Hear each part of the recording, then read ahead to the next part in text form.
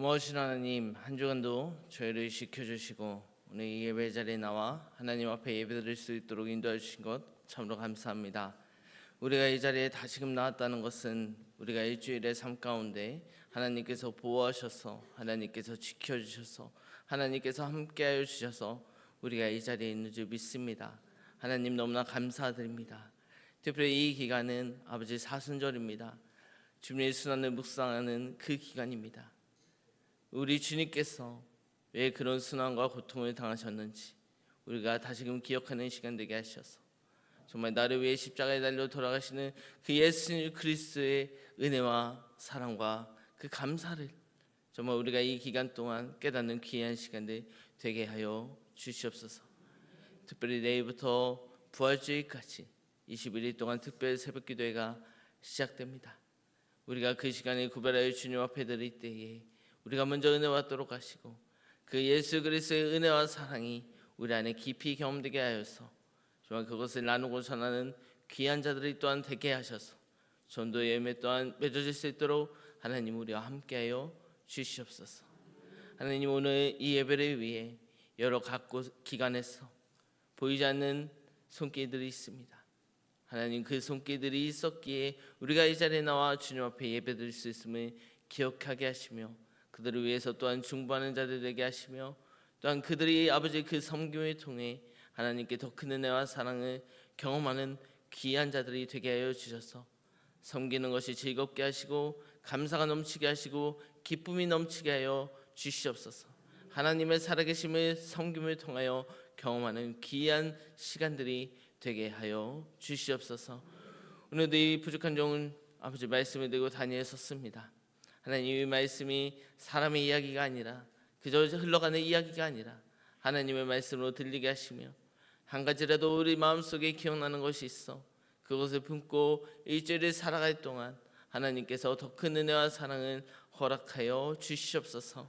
이 모든 말씀 살아계신 예수님의 이름으로 기도드립니다. 아멘. 할렐루야. 네, 오늘도 예배 자리에 나오신 여러분을 사랑하고 축복합니다.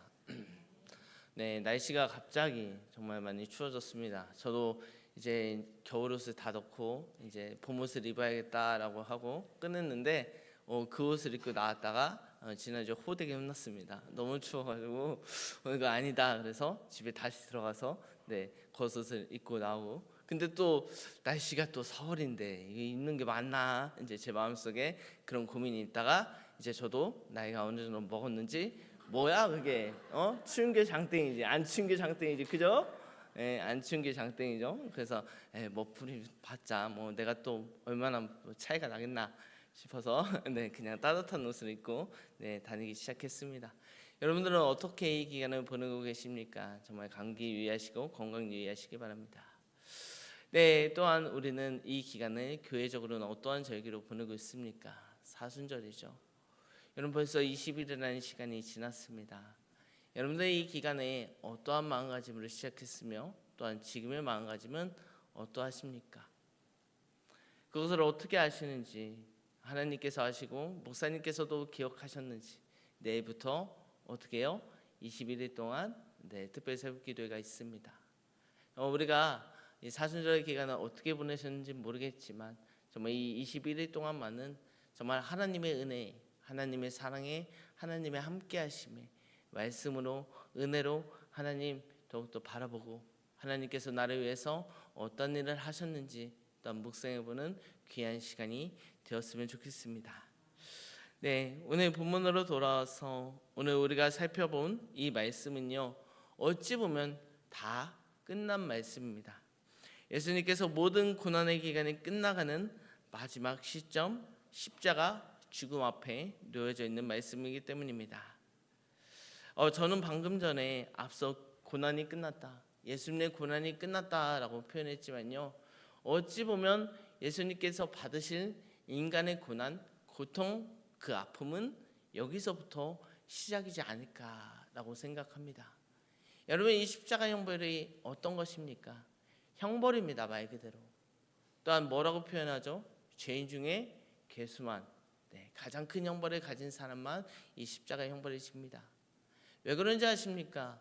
제가 이것을 중고청년부 예배 때 한번 말씀을 나눴더니 막 얼굴이 찌푸러뜨리는데 참 표현하면 그렇습니다. 이 십자가에 매닫는 게 끝이 아니잖아요. 못을 박습니다. 그러면 멜로간을 쓰고요. 그다음에 다리에도 못을 박죠. 피가 다 빠집니다. 근데 어떻게 빠질까요? 빨리 빠집니까? 서서히 빠집니다. 또 중력에 의하면 어떻게 됩니까? 피가 점점 빠지니까 그 무게를 이기지 못해 그 손마디에 살이 조금씩 찢겨집니다. 너무나 잔인한 형벌이죠. 인간이 어떻게 그렇게 죽일 수 있고 죽을 수 있느냐? 너무나 잔인한 모습이죠. 멜로간은 어떨까요? 머리에 맞게 딱 사이즈에 맞게 제작할까요? 그렇지 않습니다. 조금 더 크게 헐렁하게 제작하죠. 왜냐? 이것이 얼굴을 다 쓰고 내려가도록 말입니다. 어찌 보면 예수님의 육신적인 고난은 이제 시작되는 단계입니다. 우리가 이거를 이야기만 들었어도 너무나 찌푸러뜨리고 어찌 사람을 이렇게 죽일 수 있느냐라고 생각되지 않습니까? 그래서 로마 시민권자는 이 십자가 형벌을 아무리 죄가 많아도 받지 않았습니다. 어떻다는 거예요? 정말 하찮은, 정말 이해가 되지 못하는, 정말 우리가 손가락질하며 죄는 죽어 마땅하다라고 이야기하는 그 사람이 받는 형벌이 바로 십자가 형벌이었습니다. 그런데 오늘 첫 장면에 어떤 일이 일어나고 있습니까? 24절 말씀에 보면 군인들이 서로 말하되 이것을 찢지 말고 누가 없나 제비를 뽑자니 라고 이야기하고 있습니다. 여러분, 우리가 손가락질하면 죄인이라고 이야기하는 사람들 여러분 가까이 하고 싶습니까? 얼마 전에 조땡땡 씨가 출두를 했죠. 난리가 났습니다. 그 사람은 우리 집으로 다시 받으면 안 된다고. 그 주변에 있는 사람들이 어떻게 그 사람을 받냐고 엄청 뭐라고 했습니다.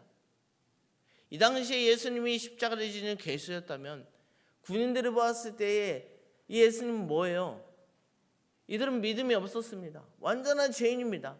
아니 얼마나 큰 죄를 졌으면 네가 십자가를 지느냐라고 이야기했는 것이 예수님의 현 상황이었다고요. 근데 군인들은 뭐였습니까? 그 죄인의 옷을 서로 가지고자 논하고 있습니다.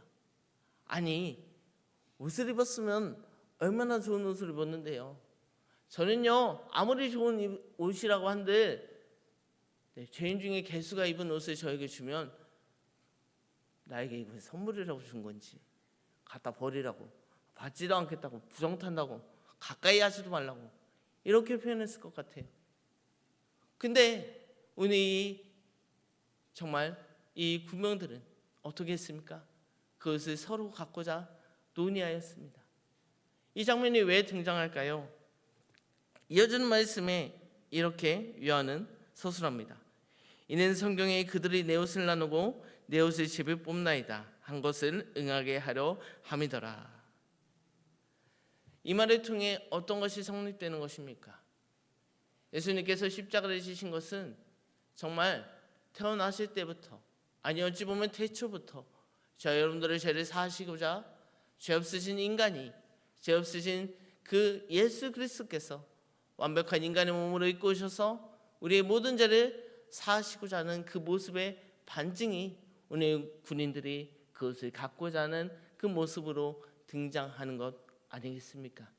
그러므로 예수 그리스도께서 십자가의 죽으심은 단순한 것이 아니라 우리는 모두 다 알고 있겠지만 이것은 정말 저 여러분들을 향한 예수 그리스도의 희생이며 사랑이며 계획된 일이라는 것을 한 번 더 확인할 수 있을 것입니다. 자, 이렇게 예수 그리스도의 죽음이 시작되었습니다. 십자가에 달려 육신의 고통이 시작되었습니다. 그렇다면 이때에 예수님은 어떤 모습을 보이셨습니까?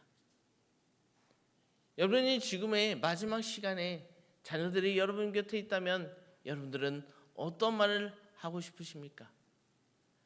가슴속에 마음속에 하지 못했던 정말 간절한 말, 그 말씀을 한마디 하시지 않겠습니까? 그렇다면 예수님께서 십자가에 돌아가실 때 마지막 그나마 숨통이 트이고 말할 수 있었을 때 예수님은 어떻게 그 간절한 말을 전했을까요? 어찌 보면 너무나 평범한 말이죠. 자기의 어머니와 사랑하는 제자가 곁에 서 있는 것을 보시고 자기 어머니에게 말씀하시되 여자여 보소서 아들이니이다. 또 그 제자에게 이르시되 보라 내 어머니라 라고 이야기하고 있습니다. 어찌 보면 예수님께서도 인간적으로 자기의 어머니가 자기를 잃은 슬픔에 빠져 어렵게 힘들게 살아갈까 봐 그의 제자에게, 그와 함께한 제자에게 어머니를 맡기는 다소 인간적인 모습이 이 말씀에 등장합니다. 그런데 저는 이 말씀을 그렇다면 왜 그저 인간적인 말씀이 뿐인데 성경에까지 기록되어 오늘날까지 우리가 읽게 되었는가? 그렇잖아요. 정말로 어머니를 맡기고 싶었으면 살짝 가서, 아니면 십자가 지기 전에라도 내가 내 힘으로 하면 십자가를 질 것인데 정말 우리 어머니 잘 부탁한다. 어찌 보면 간절하게 그곳에서 부탁하는 것이 더 의미 있는, 또한 듣는 자도 정말 이 어미를 내가 잘 보살펴야겠다 그 마음이 들지 않겠습니까? 십자가를 졌다는 것은 어떤 것입니까? 어느 정도 거리가 떨어졌다는 것이에요. 저와 여러분들의 간의 거리 정도 떨어졌을까 모르겠습니다. 가까이 하지 못하겠으니까요. 또 다른 제수들도 거기에 걸렸습니다. 그렇다면 어느 정도 대중들도 듣고, 또한 오늘 이 성경 말씀에도 쓰여져 있다는 것은 예수님께서 우리에게 하시고자 하는 또 다른 의미, 그것보다 더 큰 의미가 있다는 말씀이지 않을까, 저는 그렇게 말씀을 보기 시작하였습니다. 그렇다면 이것의 의미는, 진짜 의미는 무엇일까? 저는 이 말씀을 묵상하며 여러 가지 이야기를 찾다가 여러 성경학자들이 이를 보면서 해석하기로, 이것은 단순히 어미를 부탁하고 또한 부모를 삼아서 정말 잘 살고 잘 살기를 원한다, 나의 부모를 잘 부탁한다, 이 말씀을 넘어서 대중들에게 또한 우리들에게 이 말씀을 선포하신 것은 예수 그리스도께서 우리를 향한 서로 사랑의 개념을 가르쳐 주시기 위함이 아닐까라는 말씀으로 묵상하게 되고 많은 이들이 해석하고 있습니다. 그렇다면 이 말의 뜻은, 진정한 뜻은 무엇일까요? 지금 뭐가 되어야 한다고 이야기했습니까? 아들이니이다, 어머니이니이다 라고 이야기하지 않았습니까? 어머니와 아들은 어떤 관계에서 성립되는 것입니까? 바로 가족이라는 관계 안에서 성립되는 것 아닙니까? 예수님께서 우리에게 말씀하시는 또한 서로 사랑의 개념이란, 서로 사랑해라, 너희가 내 몸같이 이웃을 사랑하라 라고 말씀하시는 이 말씀의 의미는 정말 내 가족을 사랑하는, 정말 내 자식을 사랑하는, 내 어미를 사랑하는, 내 자녀를 사랑하는 그 마음을 우리에게, 믿는 자들에게 품으라 말씀하시는 의미가 아니겠습니까? 그렇기 때문에 예수님께서는 마지막 그 목숨이 끊어지는 그 마지막 순간에 어미를 부탁하고 자녀라고 이야기하며 아들 삼으라고 이야기하시는 그 마지막 순간에 이야기하시는 이 말씀이 정말 너희가 서로 사랑해라, 어떻게 가족을 사랑하듯 서로 사랑하라 라고 이야기하시는 말씀이 아닐까, 저는 그렇게 바라보게 되었습니다. 그래서 오늘 설교의 제목은 주 안에서 우리 하나, 우리 한 가족이라는 의미가 담겨져 있는 설교 제목이었습니다. 여러분, 우리가 서로 사랑하라는 개념을 많이 듣습니다. 그런데 우리가 정말 서로 사랑하고 있습니까? 내 이웃을 내 몸과 같이 사랑하라고 이야기하고 있습니다. 정말 내 이웃을 내 몸과 같이 사랑하고 있습니까? 안 됐다면 왜 안 됐습니까? 아니 뭐 딴 사람인데 그냥 자기 인생이 있는 것 아닌가, 때로는 그렇게 생각하지 않으셨습니까? 그런데 예수님께서 우리에게 뭐라고 하셨습니까? 주 안에 너희는 하나요, 하나의 가족이라고 이야기하고 계십니다. 가족이 문제를 일으킨다고 그 가족을 버리는 가족이 있습니까? 가족이 무엇을 잘못했다고 물론 훈계는 하겠지만 포기하는 가족이 있을까요? 예수님께서 너희가 서로 사랑하라 라는 이 개념은 가족과 같이 조금 부족한 자가 있으면 물론 힘듭니다. 어렵습니다. 그런데 그 가족을 포기하지 않는 것처럼 그 가족한테 손 내밀어주고 감싸 안아주고 그들이 어떻게든 정말 그 사회적 역할을 할 수 있도록 돕는 것이 진정한 어른, 진정한 가족의 모습이 아닐까요? 그런데 우리는 어떻습니까?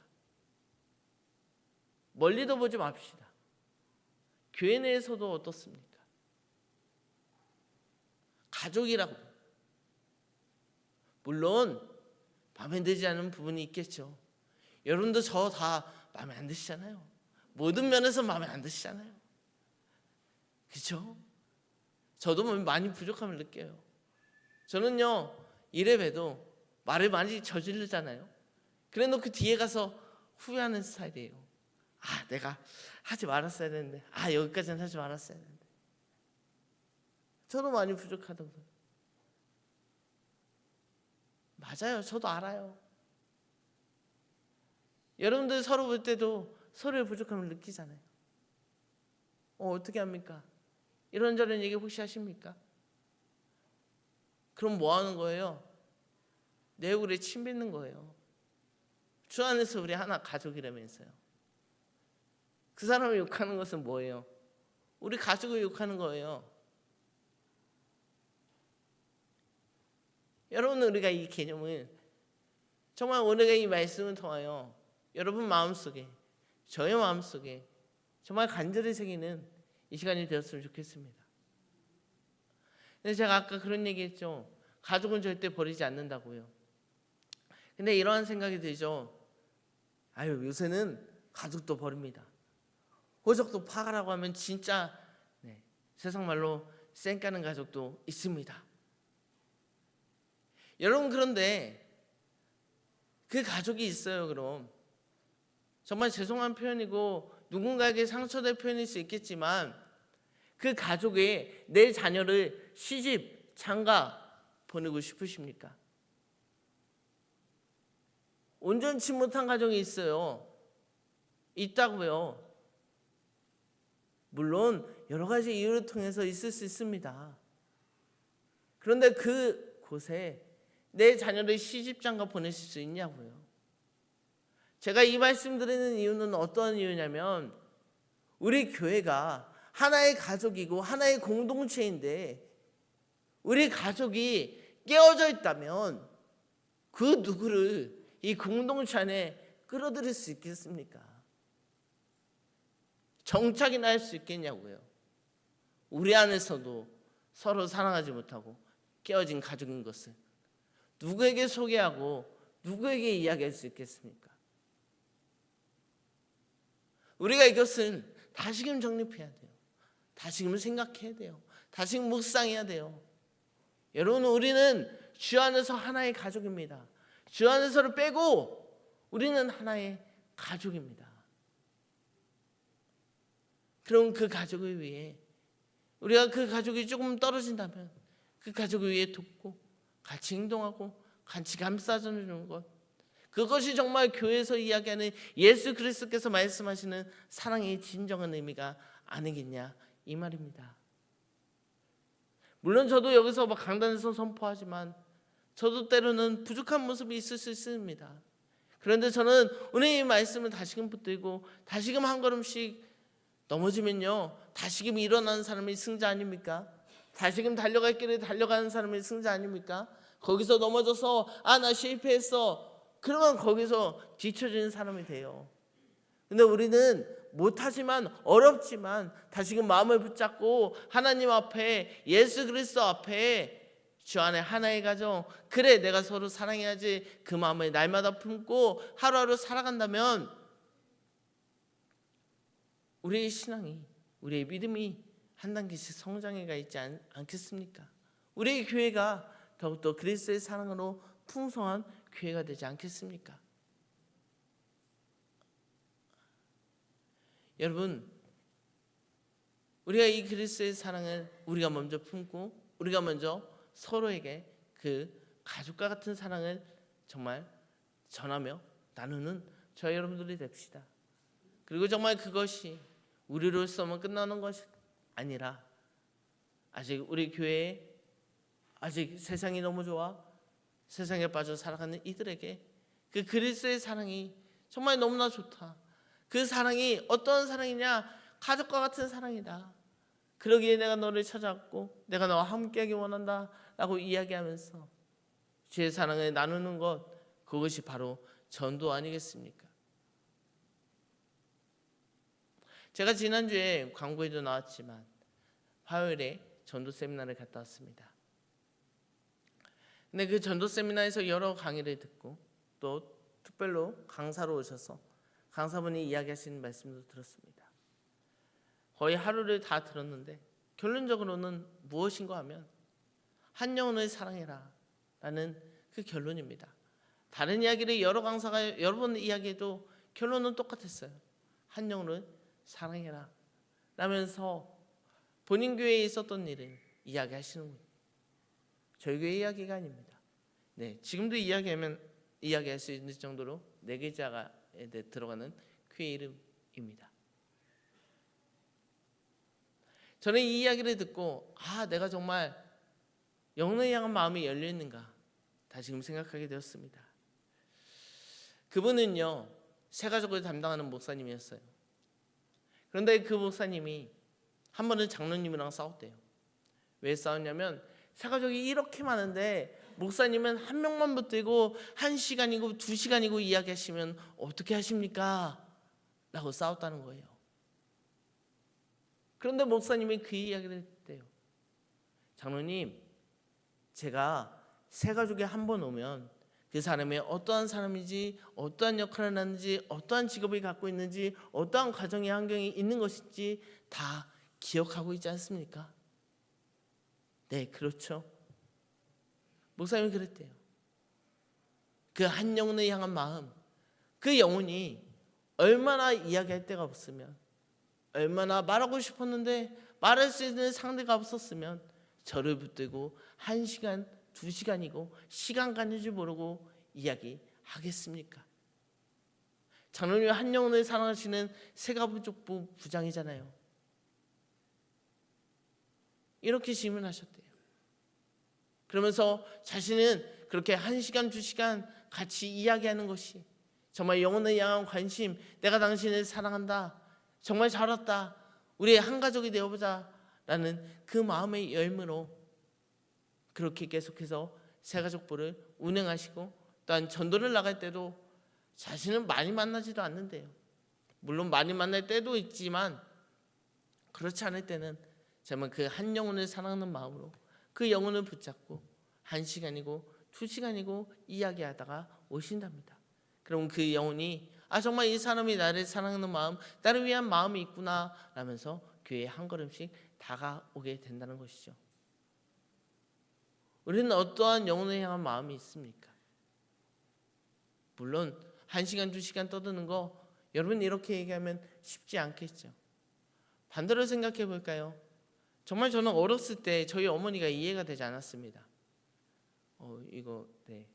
저희 어머니 안 계시니까.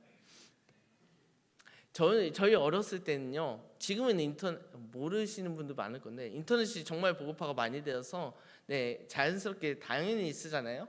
근데 저희 때는 전화 인터넷이 있었어요. 전화를 하면 인터넷이 안 돼요. 그리고 인터넷을 하려고 하면 전화가 그 시간 동안 안 돼요. 모르시는 분이 더 많으시네요. 이게 지방에만 있었나요? 네, 그런 적이 있었습니다. 전화 인터넷이라고 KT 인터넷이었는데 전화를 하는 동안은 인터넷이 안 되고 인터넷 하는 동안은 전화가 안 돼요. 그런데요, 그 전화를 저희 어머니가 저희 이모랑 계속 통화를 하는 거예요. 언제 끝나겠지? 엄마 언제 끝나? 나 인터넷 해야 돼 라고 이야기하면 30분만 기다려. 그 30분 지나면 저는 30분 재고 있다가 갑니다. 언제 끝나? 30분만 기다려. 그렇게 하면 막 이모랑 통화를 막 1시간이고 2시간이고 3시간이고 하면 그냥 인터넷 못 하고 학원 갔다 오고 엄마한테 막 짜증내고 막 그랬어요.